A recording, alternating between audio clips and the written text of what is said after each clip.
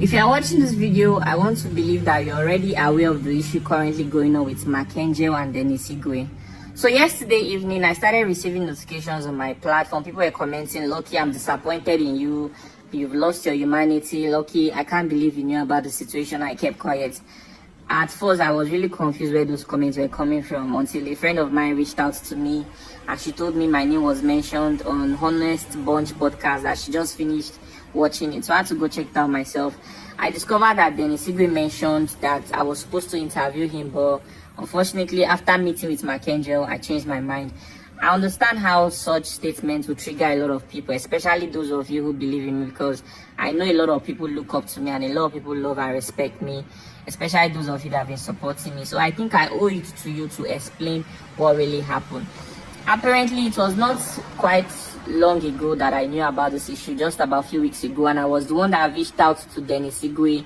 I told him, I saw the short video you made that you wanted to talk about what really happened between you and Mark Angel. Would you like to share the story on my platform? Dennis Igwe said yes.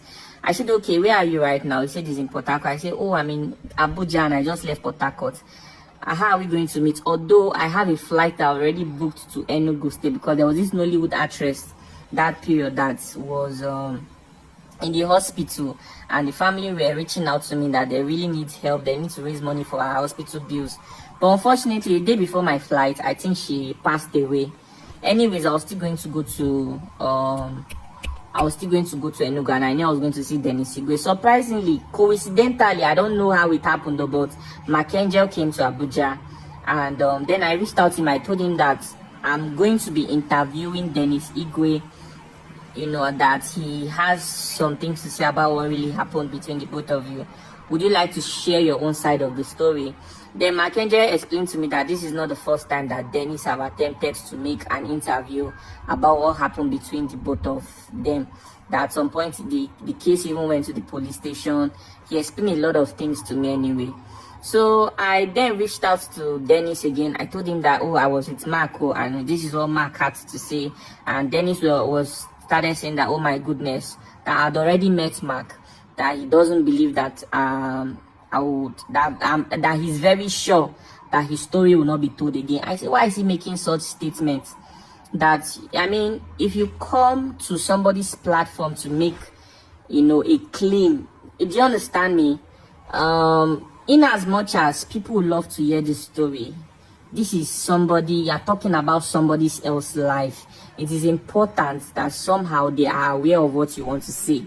Nobody is saying you cannot share your story, but there's what they call defamation or something like that. I told him that, bro, I am still interested to interview you, but I've listened to both parties. Is it possible that we see how we can have a meeting together? I mean, the both of you, instead of you telling me your own side of the story, Mark Angel telling me his own side of the story. As at this point, I'd already flown to, I don't know if my English is correct, to Enugu. I had invited all the people I was going to tell their story, Emmanuel Day and other people. I'd already even asked my PA. I flew down with my PA to book a hotel reservation for Dennis Igwe. Dennis said he didn't have transport. I sent him money. So he was even on his way and he was even very happy. Then I called Mark Angel. I told him that, is it possible for him to be present, because I would like him to be part of this conversation. He said he couldn't get any flights to Enugu, that he's on his way to Port Harcourt. Then I told him that, please let us see how we can have a meeting about this instead of just rushing to social media to talk about it. He said he wasn't interested. I should continue with whatever it is I want to do with Dennis. I told him that it is, and then I called Dennis. I said, Dennis, this is what Mark is saying. You within yourself, do you have interest to settle with Mark? Let's see if this issue can be handled behind the scene. Dennis told me he doesn't mind. He's willing to settle. I called Mark. It took me 3 hours on the phone to convince Mark. Mark finally agreed that the meeting was going to be in Port Harcourt. I didn't even know at this point I was even fully myself, you know. So I was already done with all my shoots. At this point, I was supposed to go back. I don't even want to talk about the expenditures I had to make. I had to travel down to Port Harcourt. Then when we got to Port Harcourt, Even took me time to see the both persons. These are people that I'm trying to even still see if I could help them. I'm just innocent in the whole thing anyway. So we agreed we are going to have a meeting in the night, and yes, because according to Mackenzie, he said he had some visitors. He was having a very busy time. Although he said we are going to have the interview in his house. Later he said his house is really, really far. That is not in the center of Port Harcourt, in the town. So let's find somewhere else to meet, maybe my hotel. I said no problem. I told Dennis the same thing. Dennis came around. Then Mackenzie later came. But that day we had that meeting was like a Friday night. So there was a club in the hotel I lodged, and it was really, really loud. So we couldn't have our meeting there. Then Mackenzie said, let's drive somewhere. So we drove to a quiet place to have the meeting. Then Isigwe came with his sister and his manager, while Mackenzie came with another content creator. I've forgotten the guy name though. But he's a comedian as well. Then me, I came with my PA. We all sat down together. Then I was one that started the conversation. I thanked everybody for coming. Then I told them that, okay, I was the one that reached out to Dennis. Dennis said he had a lot of things to say about him. That you, Mark Angel, you cheated him. Okay? I said it in their presence. If anything I'm saying here is a lie, Dennis is alive. He can make a video to counter what I'm saying. Then I said, okay, let us address all these issues. Okay, so Dennis, can you tell Mackenzie what you told me? Dennis said the same thing. In fact, most of the things he said in that podcast, he said them. Then I told Mackenzie, I said I could interview this guy and it would draw sympathy and all of those things. But at the end of the day, the reason for the interview is that he needs to be compensated. Oh, I believe that we can have this compensation in this meeting. Okay, Mackenzie then told his own side of the story. I don't even want to talk about it because if I dare mention all the things Mackenzie said, it would be as if I'm siding Mackenzie. Okay, so I hope that maybe Mackenzie also come out to say his own side of the story, and maybe people that are bigger than me would see how they can settle this issue. Because me, I tried my best in my own capacity. I wish I had recorded what happened that night. So it was a very long conversation that the meeting was for like almost 3 to 4 hours. And then what happened again? At the end of the day, they had quarreled. They even quarreled in that very meeting. Mackenzie will say, I used to call you, but you won't pick my call. I'll ask you how life is. You tell me that life is good. And Dennis, on the other hand, will say, when I called you for money, you told me you didn't have. They were having issues. So we tried our best to settle, to make the issue calm. That at the end of the day, I told Mark, you started life with this guy.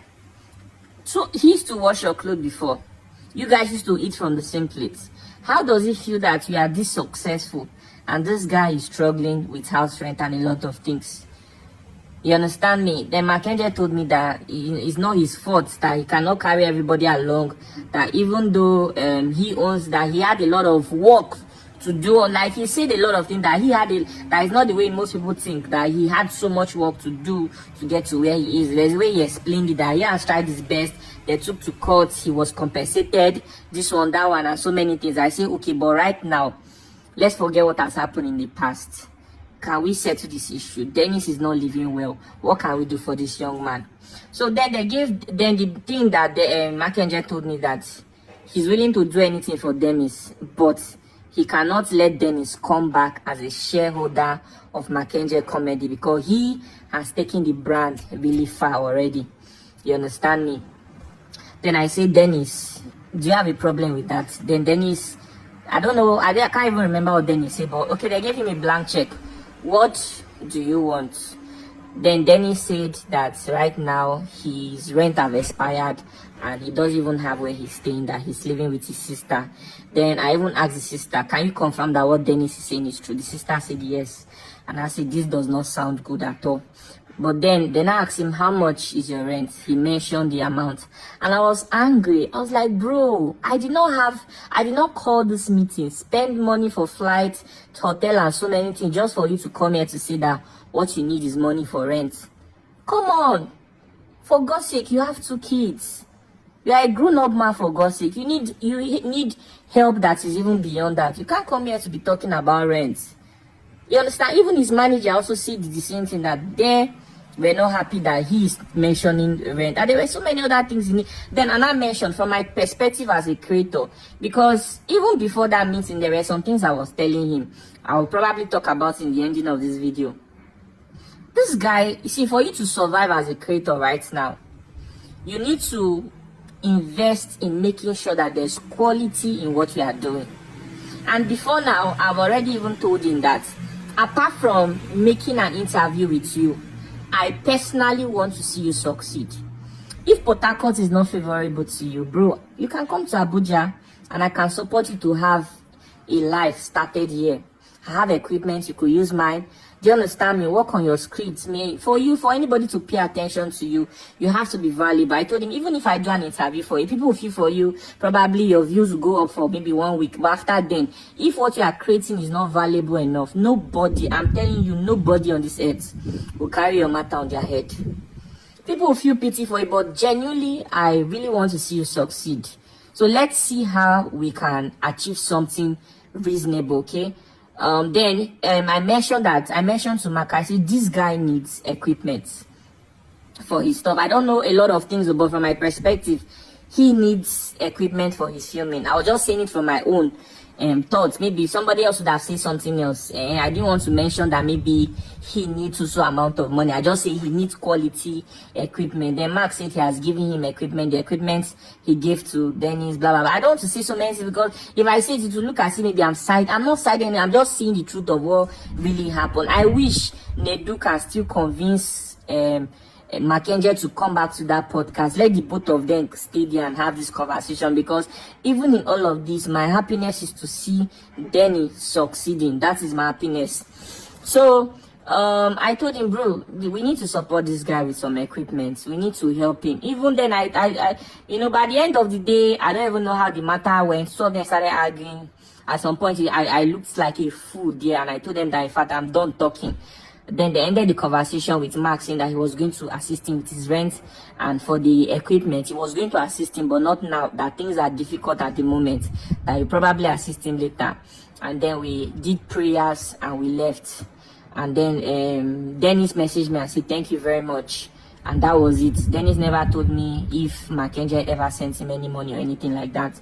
I mean, I tried to get a flight in Port Harcourt. There was no flight for like 1 week. I had to travel down to Uyo to fly back to Abuja. So it's so painful that in all my efforts, the way people are seeing it now is that I did all this because I'm trying to get favor from Mackenzie, and it's really, really painful because God sees my intention. So I think I also remember calling Dennis to ask him, bro, how is life? How are you doing? What are you working on? How has things been? Do you understand me? I could extend, I have staffs, I could extend some of the services that they offer to me to you as well. We could make some videos together. I could show my face just to help you increase your views. Why is your page not monetized? The manager managing Mackenzie is also my manager. He's managing almost all the artists in Nigeria. His name is Apollo. You understand me? I could speak to him. Apollo is a very nice person. Why don't you get your page monetized, something like that? Me, I was even more focused on, even though you want, and I still told him after that meeting, even if you want to still share your story, I will still be interested to share it if you are not satisfied. I told him this thing, but beyond that, I want to see how we could help you. Why is your this thing? You should be making money from YouTube, from Facebook. You already have 250,000 subscribers. What can we do to get that views coming again? So that you bounce back. Maybe you need to change your teammates. Maybe you need to recruit new actors and actresses, people that will be able to fit into the new vision. Maybe you need new scripts. We talked about all those things. So it's quite unfortunate that in that podcast he just mentioned that after I met Mackenzie, I changed my mind. So I want to also apologize, because from my perspective, I was just trying to be human. There are many times that somebody will come to me with stories. Like just 2 weeks ago, there was this girl who traveled to Libya. She was 20 years old, and she went into prostitution, and then she came back with HIV. I came back pregnant. I was supposed to interview her, and But then I asked her, is your family aware of the situation? She said no. I told her, I said, even if you cover your face and change your voice, your family will recognize you, and this is not the best way your family should be hearing this news. I told her I wouldn't tell her story anymore. Those are people that I told directly that I'm not telling your story, and I gave them good reason. There's another one that came one time and said her dad molested her and raped her, you know, and so many things. I saw how emotional she was, and I told her that I will not film you until you go for therapy. Do you understand me? I could assist you with it. I didn't want to look like I'm taking advantage of her emotion. There's another story too. Somebody brought a mother abandoned her children for Europe, and then the sister, one of her children, the girl, the elderly sister, traveled to whether Bayelsa or Lagos. I don't know that prostitution she went there to do, and the young little boy was just there all alone. I said, okay, if I film this guy's story, people will feel pity and everything, but what it boils down to is that he needs help. I think I can help this guy. I told them, put them in school. Let's look for one person in Port Harcourt that can accommodate this guy. I'll be sending 60,000 naira every month for his upkeep. And that is it. We never had to film. I can go on and on to tell you stories that have come to me. I'm telling you, even governors, some of their family members reach out to me that they want to say this. Mercy Johnson. I like, if I begin to call names of people that family members have reached out that they wanted to do this, I think my mistake now is that I need to start telling every story that comes my way. Because if I try to say, okay, let me put, I don't know, even no matter I try to explain myself, there are people who will never see my point of view. So I'm sorry that I did not, from the way I approached it, I thought it was the best way.